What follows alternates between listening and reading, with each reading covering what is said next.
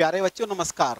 मैं नवीन कुमार गर्ग, प्रवक्ता रसायन विज्ञान सर्वोपयोगी इंटर कॉलेज पलथेड़ा अलीगढ़, कक्षा 11 रसायन विज्ञान भाग 1 के अंतर्गत रासायनिक आवर्धन तथा आणविक संरचना में आपका स्वागत करता हूं। प्यारे बच्चों, आज इस चैप्टर का 5वां व्याख्यान होगा।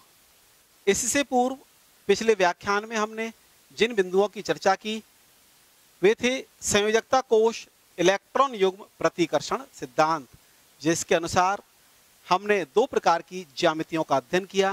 पहला, वे अणु जिनके केंद्रीय परमाणु पर कोई भी एकाकी इलेक्ट्रॉन युग्म नहीं होता है।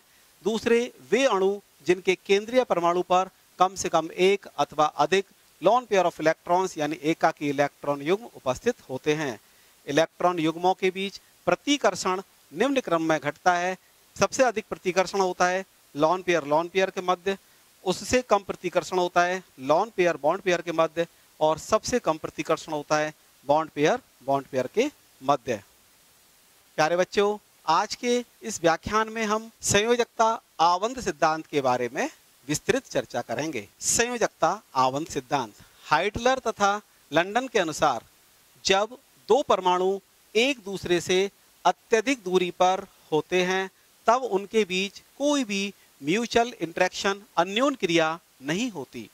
जैसे जैसे दोनों परमाणु एक दूसरे के निकट आते हैं वैसे वैसे उनके बीच आकर्षण तथा प्रतिकर्षण उत्पन्न होते जाते हैं। प्यारे बच्चों, आकर्षण बल निम्नलिखित में उत्पन्न होते हैं। किस में उत्पन्न होते हैं समझने के लिए जरा फिगर देखिए। ये हमारे पास इलेक्ट्रॉन है ए का, ये इलेक्ट्रॉन है बी का, ये नाभिक है ए और ये नाभिक है बी। तो पहला आकर्षण होता है हमारे पास एक परमाणु के नाभिक और उसके इलेक्ट्रॉन के बीच। जैसे ए का नाभिक है हमारे पास ये और इसका इलेक्ट्रॉन है ये, तो इनके बीच में क्या होगा, अट्रैक्शन होगा। दूसरा, बी का नाभिक है और बी का इलेक्ट्रॉन है, ये वाला दोनों, ये बी का नाभिक है और ये बी का इलेक्ट्रॉन हो, तो इसके बीच में क्या होगा, अट्रैक्शन होगा। दूसरा, एक परमाणु के नाभिक और दूसरे परमाणु का इलेक्ट्रॉन, यानी एक ये आपके पास नाभिक है ए का और बी का क्या है, इलेक्ट्रॉन। इसी प्रकार बी का नाभिक है और ए का क्या है, इलेक्ट्रॉन। तो इस तरह से आकर्षण बल कहाँ उत्पन्न हुए, एक नाभिक और उसी का इलेक्ट्रॉन, दूसरा नाभिक और उसी का इलेक्ट्रॉन, दूसरा नाभिक और उसी का इलेक्ट्रॉन, तथा एक नाभिक और दूसरे का इलेक्ट्रॉन और दूसरा नाभिक और पहले का इलेक्ट्रॉन। इसी प्रकार प्रतिकर्षण कहाँ उत्पन्न होते हैं, इलेक्ट्रॉन के बीच में प्रतिकर्षण होता है और नाभिक के बीच में प्रतिकर्षण होता है। ये नाभिक है ए का और ये नाभिक है बी का, तो इनमें भी प्रतिकर्षण होता है। तो प्रतिकर्षण कहाँ होगा, इलेक्ट्रॉन के बीच में और नाभिक के बीच में। आकर्षण बल दोनों परमाणुओं को एक दूसरे के पास लाते हैं। तो आकर्षण बल फोर्स ऑफ अट्रैक्शन के कारण क्या होगा, परमाणु एक दूसरे के निकट आएंगे, और प्रतिकर्षण बल क्या करते हैं, उनको एक दूसरे को दूर करने का प्रयास करते हैं। नए आकर्षण बलों का मान नए प्रतिकर्षण बलों के मान से कैसा होता है, अधिक होता है। इसके परिणाम स्वरूप दोनों परमाणु एक दूसरे के करीब आते हैं और उनके स्थिति ऊर्जा में कमी आती है। प्यारे बच्चों, एक स्थिति में नेट आकर्षण बल प्रतिकर्षण बल के बराबर हो जाता है और निकाय की ऊर्जा कैसी हो जाती है, न्यूनतम। इस अवस्था में दोनों परमाणु आवंधित यानी बॉन्डिंग कहलाते हैं और एक स्थायी अणु बनाते हैं। क्योंकि दो परमाणुओं के बीच आवंध बनने पर ऊर्जा मुक्त होती है, इसलिए अणु दो पृथक परमाणुओं की अपेक्षा अधिक स्थायी होता है। इस बात को नोट कर लेना।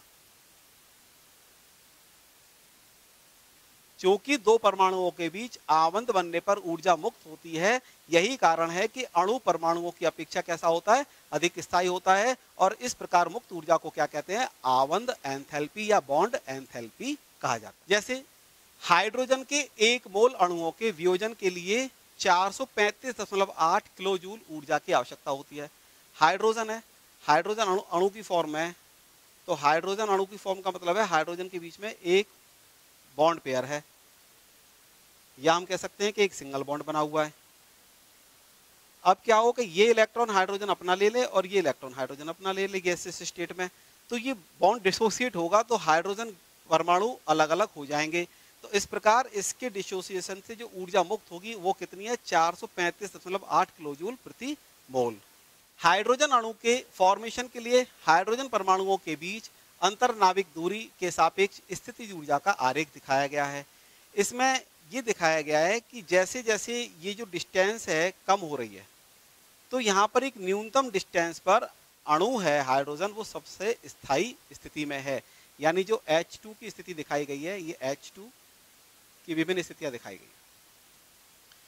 तो यहाँ पर 435.8 किलो जूल प्रति मोल की जो ऊर्जा है वो सबसे ज्यादा स्थायी अवस्था को प्रदर्शित करती है। यहाँ पर आबंध लंबाई कितनी है, 74 पिकोमीटर, यानी यहाँ से यहाँ तक की जो डिस्टेंस होती है वो कितनी है, 74 पिकोमीटर। कक्षक अतिव्यापन अवधारणा, ऑर्बिटल ओवरलैपिंग कॉन्सेप्ट।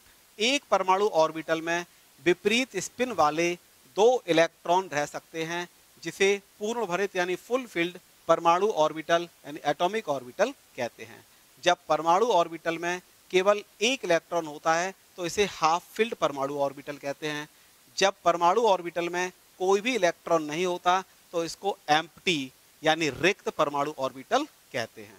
जब ऑर्बिटल में 2 इलेक्ट्रॉन हैं विपरीत स्पिन वाले तो फुल फिल्ड, क्या बोलेंगे इसको, फुल फिल्ड।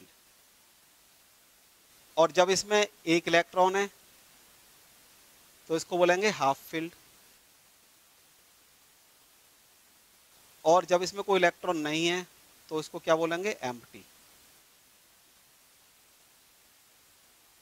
कक्षक अतिव्यापन अवधारणा के अनुसार 2 परमाणुओं के संयोजी कोश में उपस्थित विपरीत चक्रण वाले इलेक्ट्रॉनों के संयोग होने से सह संयोजी आबंध बनता है। यानी जो कोवलेंट बॉन्ड बनता है वो कैसे बनता है, 2 परमाणुओं के संयोजी कोश में उपस्थित विपरीत चक्रण वाले इलेक्ट्रॉनों के संयोग होने से। कोई भी परमाणु उतने ही सह संयोजक आबंध बना सकता है जितने अर्धपूर्ण भरित परमाणु ऑर्बिटल होते हैं। सह संयोजक आबंध की प्रबलता परमाणु ऑर्बिटलों के अतिव्यापन यानी ओवरलैपिंग करने की क्षमता पर निर्भर करती है। सह संयोजक आबंध की प्रबलता परमाणु ऑर्बिटलों के अतिव्यापन करने की क्षमता पर निर्भर करती है। परमाणु ऑर्बिटल का अतिव्यापन हम कितने प्रकार से कर सकते हैं, हम 3 प्रकार से कर सकते हैं। पहला SS ओवरलैपिंग यानी SS अतिव्यापन, दूसरा SP ओवरलैपिंग यानी SP अतिव्यापन, और तीसरा PP ओवरलैपिंग यानी PP अतिव्यापन। परमाणु कक्षकों का अतिव्यापन, ओवरलैपिंग ऑफ एटॉमिक ऑर्बिटल्स। जब 2 परमाणु आबंध विचरण यानी वेरिएशन के लिए पास आते हैं तब उनके ऑर्बिटलों का ओवरलैपिंग यानी अतिव्यापन धनात्मक, ऋणात्मक अथवा शून्य हो सकता है। यह ऑर्बिटल तरंग फलन के आयाम की दिक् स्थान में दिशा और चिन्ह पर निर्भर करता है कि वो पॉजिटिव है या नेगेटिव है, इस पर डिपेंड करता है। धनात्मक अतिव्यापन में पॉजिटिव एंड पॉजिटिव से जुड़ता है, नेगेटिव एंड नेगेटिव से जुड़ जाता है। यदि ऋणात्मक अतिव्यापन की बात करते हैं तो जो पॉजिटिव लोब होता है वो नेगेटिव से जुड़ता है या इसको आउट ऑफ फेस ओवरलैप कहा जाता है। धनात्मक अतिव्यापन को पॉजिटिव ओवरलैपिंग या इन फेस, इसको बोलते हैं इन फेस ओवरलैपिंग। इसमें क्या होता है कि जैसे ये PZ कक्षक है तो इसका पॉजिटिव पार्ट इसके पॉजिटिव पार्ट से ओवरलैप करता है, दिख रहा है। तो ये पॉजिटिव ओवरलैपिंग है आपके पास, इसको इन फेस ओवरलैपिंग कहते हैं। इसी प्रकार S और P के पॉजिटिव एंड्स मिल जाते तो S, इसी प्रकार PX की जो साइड बाई साइड ओवरलैपिंग होती है उसमें पॉजिटिव पॉजिटिव और नेगेटिव नेगेटिव लोब्स मिलते हैं। इसमें पॉजिटिव पॉजिटिव और नेगेटिव नेगेटिव। तो ये सब क्या है आपके पास, इन फेस ओवरलैपिंग। लेकिन इसके विपरीत क्या होता है, ऋणात्मक अतिव्यापन। इसमें पॉजिटिव एंड और नेगेटिव एंड की ओवरलैपिंग होती है। इसको आउट ऑफ फेस ओवरलैपिंग कहा जाता है। इसको कहते हैं आउट ऑफ। इस यहाँ पर देखिए डिफरेंस क्या है कि यहाँ पर दोनों पॉजिटिव एंड आपस में ओवरलैप किए हुए हैं, जबकि यहाँ पॉजिटिव और नेगेटिव। अब हम बात करते हैं जीरो ओवरलैपिंग यानी शून्य अतिव्यापन की। बच्चों, जैसा कि आप जानते हैं कि 3 प्रकार की एक्सिस होती हैं।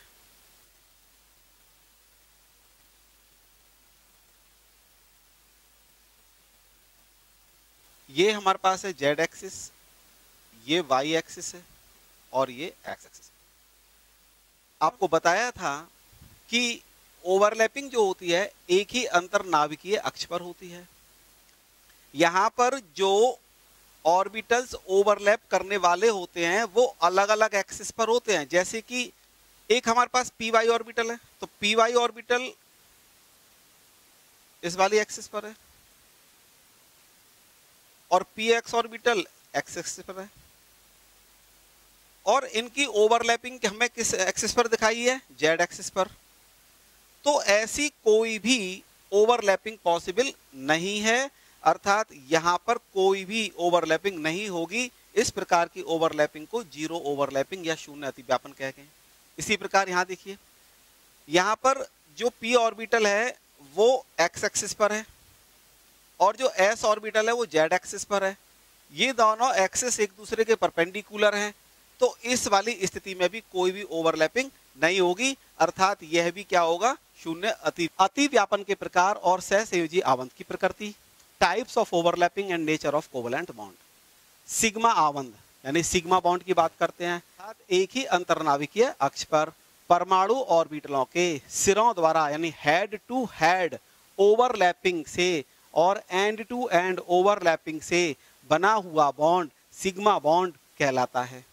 सिग्मा बॉन्ड परमाणु कक्षकों के विभिन्न अतिव्यापन द्वारा प्राप्त किए जा सकते हैं। पहला हमारा अतिव्यापन यानी ओवरलैपिंग होता है S S overlapping. S S overlapping में क्या है? एक हमारे पास एस कक्षक है। कौन सा कक्षक है ये? एस। एक और एस कक्षक है। यदि हम एक्सिस की बात करें तो ये दोनों एक ही अक्ष पर हम आपको शो करते हैं। अब इन दोनों की ओवरलैपिंग हुई। ओवरलैपिंग होने से ये दोनों परमाणु ऑर्बिटल एक ही अक्ष पर ओवरलैप कर गए। तो यहां जो ओवरलैपिंग हुई ये वाली, ये कहलाएगी एस एस ओवरलैपिंग।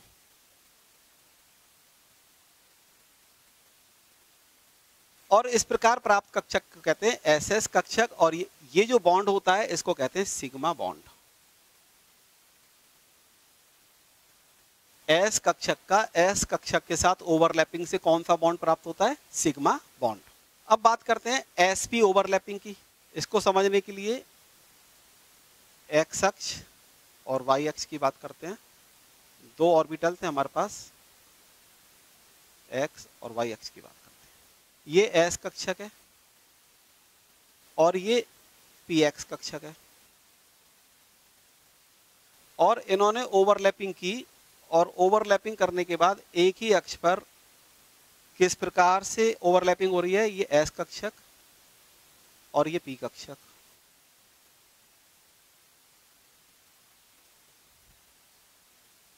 ये एक्स अक्ष, वाई अक्ष, ये इसका वाई अक्ष। तो यहां पर एक ओवरलैपिंग हो रही है ना, तो ये एस पी एक्स ओवरलैपिंग है। ओवरलैपिंग, तो इस केस में कौन सा बॉन्ड बनेगा? Sigma bond. अर्थात एस और पी ओवरलैपिंग से सिग्मा बॉन्ड प्राप्त होता है। पी पी ओवरलैपिंग, एक ही अक्ष की बात करते हैं। पुनः हम एक्स अक्ष और वाई अक्ष पर दो पी ऑर्बिटल लेंगे। एक हमारे पास पी एक्स ऑर्बिटल है और पी एक्स ऑर्बिटल है। इन दोनों की ओवरलैपिंग हुई। ओवरलैपिंग होने से एक ही अक्ष पर क्या हुआ कि पी ऑर्बिटल की ओवरलैपिंग हुई।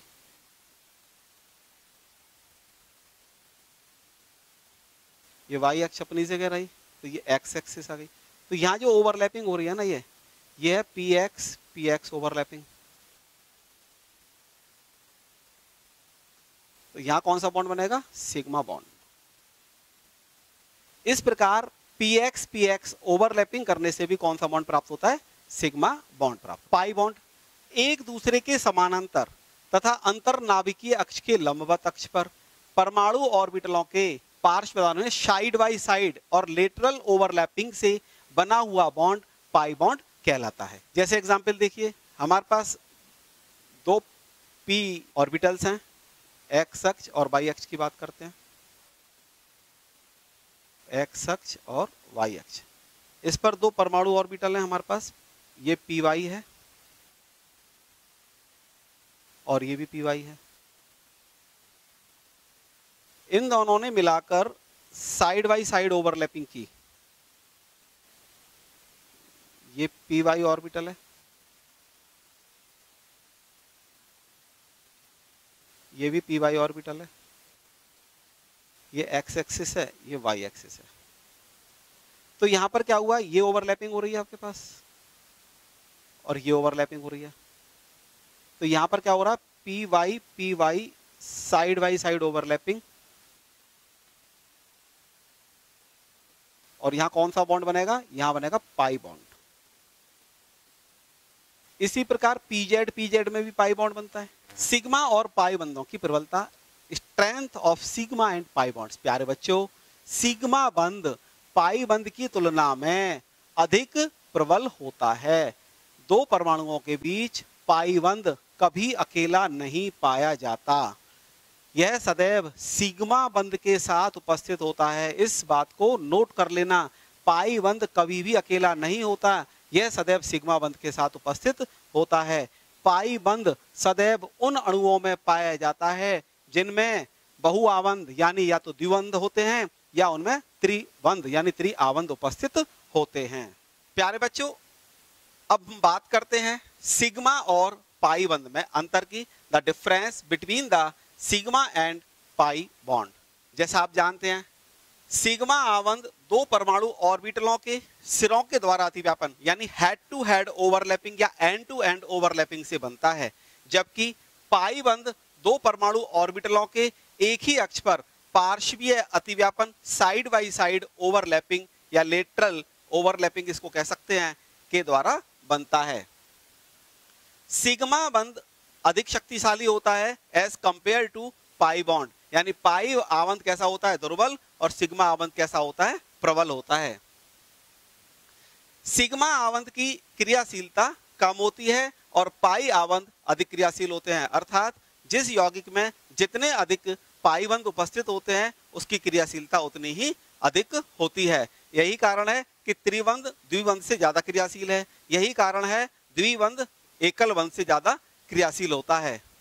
सिग्मा आबंध का स्वतंत्र अस्तित्व होता है, जबकि पाई आबंध सदैव सिग्मा आबंध बनने के पश्चात बनता है, यानी जहां पर भी पाई आबंध उपस्थित होगा वहां पर ऑलरेडी पहले से ही एक सिग्मा बंध उपस्थित होगा। एकल बंध सिंगल बॉन्ड, प्रत्येक एकल बंध सिग्मा आबंध होता है, यानी जितने भी एकल बंध बनते हैं वो सब कैसे होते हैं, सिग्मा आबंध होते हैं। जैसे मान के चलिए हमारे पास है एग्जाम्पल हाइड्रोजन का, तो हाइड्रोजन में H सिंगल बॉन्ड H, तो ये सिग्मा बॉन्ड होगा।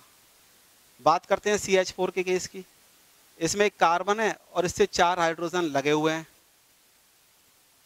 एकल बंध के द्वारा, तो ये ही सिग्मा बॉन्ड है। बात करते हैं C2H6 की, इसमें 2 कार्बन है और 6 हाइड्रोजन एकल बंध के द्वारा जुड़े हुए हैं, तो इसमें जो प्रत्येक एकल बंध ही क्या है, यहां पर सिग्मा बॉन्ड होता है।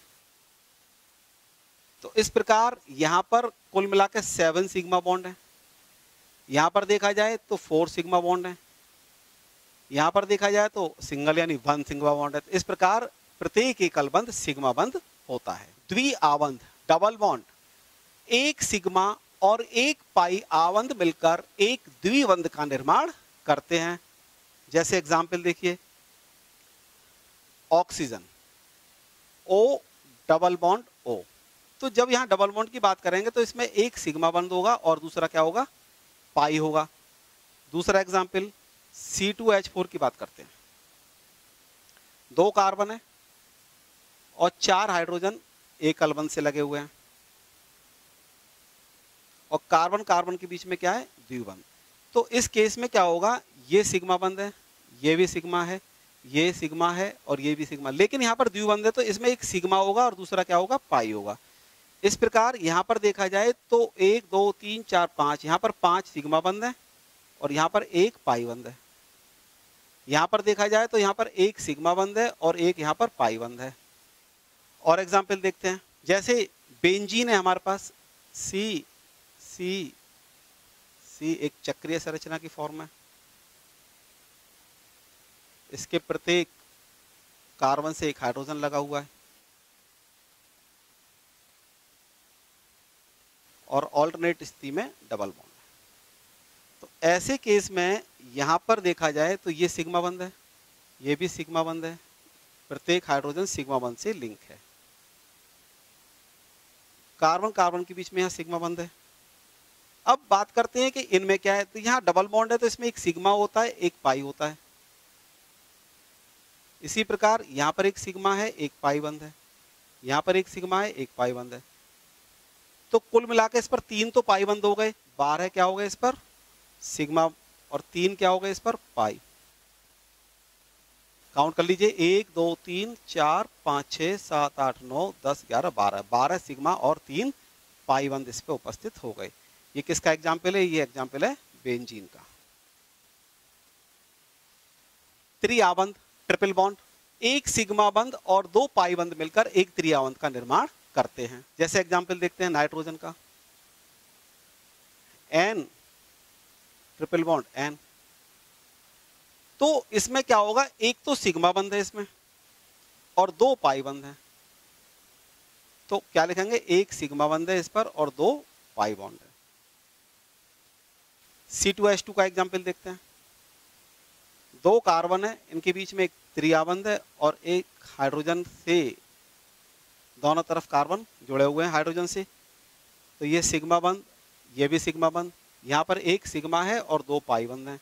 तो इस प्रकार हम क्या कह सकते हैं, इस प्रकार हम कह सकते हैं इस पर 2 पाई बंध हैं और 3 सिग्मा बंध हैं। एक और एग्जाम्पल देखते हैं, C single bond C, double bond C, double bond C, single bond C, triple bond C और वैलेंसी पूरी करने कर हाइड्रोजन लगा हुआ है। यहाँ पर एक हाइड्रोजन लगा हुआ है, यहाँ पर एक हाइड्रोजन लगा हुआ है और यहाँ पर हाइड्रोजन लगा हुआ है, यहाँ पर हाइड्रोजन लगा हुआ है और यहाँ पर। अब प्रश्न ये है कि इसमें आपको कैलकुलेट करना है कि इसमें कितने सिग्मा बॉन्ड हैं और कितने पाई बॉन्ड हैं। प्यारे बच्चों देखिए, जहाँ पर भी एकल बंध है ये सब सिग्मा बंध है, एक ये भी सिग्मा बंध है, यहाँ पर सब जगह हाइड्रोजन लगा हुआ है, वो सब क्या है एकल बंध, और एकल बंध क्या है सिग्मा बंध। कार्बन कार्बन बीच एकल बंध है तो ये भी सिग्मा बंध हो गया, ये भी सिग्मा बंध हो गया।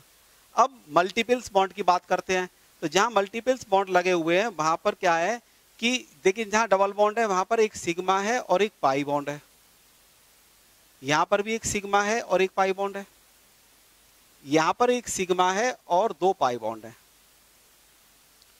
तो इस प्रकार इस पूरे स्ट्रक्चर में सिग्मा बॉन्ड कितने हो गए, अब काउंट कीजिए सिग्मा बॉन्ड कितने हो गए।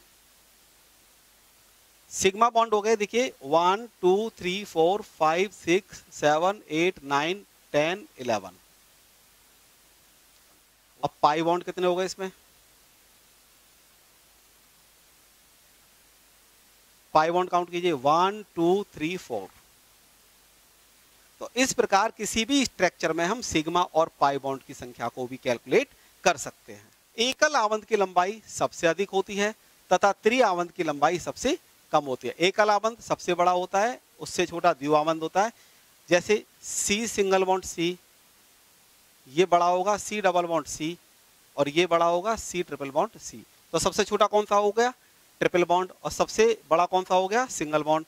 प्यारे बच्चों, त्रिआवंत की क्रियाशीलता सबसे अधिक होती है और एकल आवंत की क्रियाशीलता सबसे कम होती है। इसका कारण क्या है, इसका कारण है कि त्रिआवंत पर 2 पाई बंध उपस्थित होते हैं, द्विआवंत पर 1 पाई बंध उपस्थित होता है और एकल आवंत पर कोई भी पाई बंध उपस्थित नहीं होता। क्योंकि पाई बंध सिग्मा बंध की अपेक्षा अधिक क्रियाशील होता है, अतः त्रिबंध की क्रियाशीलता द्विबंध से ज्यादा होती है और द्विबंध की क्रियाशीलता एकल बंध से ज्यादा होती है। अर्थात हम कह सकते हैं कि त्रिआवंत सबसे अधिक क्रियाशील होता है और एकल आवंत सबसे कम क्रियाशील होता है।